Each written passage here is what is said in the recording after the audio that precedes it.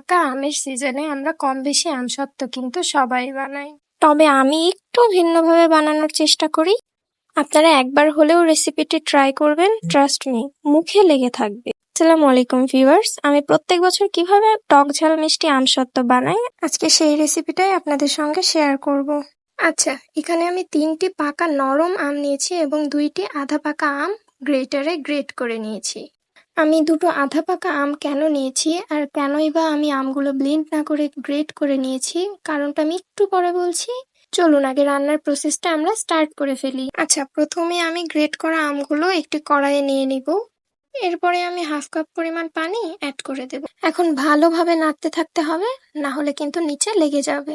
আচ্ছা, এখন বলি আমি কেন আধা পাকা আম নিয়েছি। পাল্পগুলোকে জাল করে নেওয়ার ফলে পাকা নরম আমগুলো একদম মিহি হয়ে যাবে, আর আধা পাকা আমের পাল্পগুলো একটু শক্ত শক্ত থাকবে। এটা খেতে কিন্তু দারুণ মজা লাগে। এখন এক্সট্রা পানিটা একটু কমে আসলে আমরা এখানে হাফ কাপ পরিমাণ চিনি অ্যাড করে দেব। এই আমগুলো খুব বেশি টক ছিল না, এই কারণে বেশি চিনি আমার অ্যাড করতে হয়নি। আপনারা যে যার টেস্ট অনুযায়ী চিনি অ্যাড করতে পারেন, কোনো সমস্যা নেই।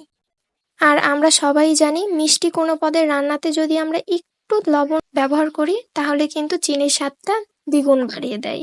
এরপরে আমের পিউরিটাই আরো একটু থিক হয়ে আসলে একটা লেবুর স্লাইস আমরা এভাবে চিপে রসগুলো দিয়ে দেব।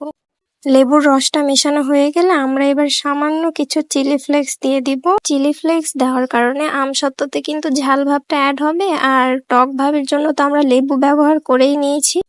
দেখতেই পারছেন মোটামুটি এরকম একটা কনসিস্টেন্সিতে পিউরিটা আসলে চুলাটা আমরা অফ করে দিব। এবার আমরা একটা স্টিলের প্লেটে একটু সরিষার তেল হাতে করে এভাবে মেখে নিই, পাতলা ভাবে এভাবে ছড়িয়ে নিয়ে রোদে শুকাতে দিব 2 থেকে 3 দিন।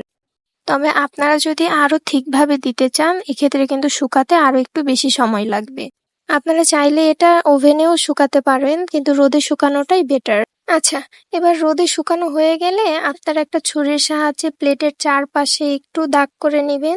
এখন আপনারা এটা যেভাবে খুশি সেভাবে উঠিয়ে নিতে পারেন। অনেকে রোল করে উঠিয়ে নেয়, আবার অনেকে স্লাইস করে কেটে কেটেও উঠিয়ে রাখে। এটা টোটালি আপনাদের চয়েস। আর হ্যাঁ, আপনারা কিন্তু এক্সট্রা কোনো মশলা ব্যবহার করবেন না, এতে কিন্তু আচারের ফ্লেভারটা চলে আসবে। আমসত্ত্বর যে একটা ফ্লেভার ওটা কিন্তু পুরোটাই নষ্ট হয়ে যাবে। আপনারা আমসত্ত্ব যত বেশি রোদে শুকাতে পারবেন তত বেশি সুন্দরভাবে উঠে আসবে।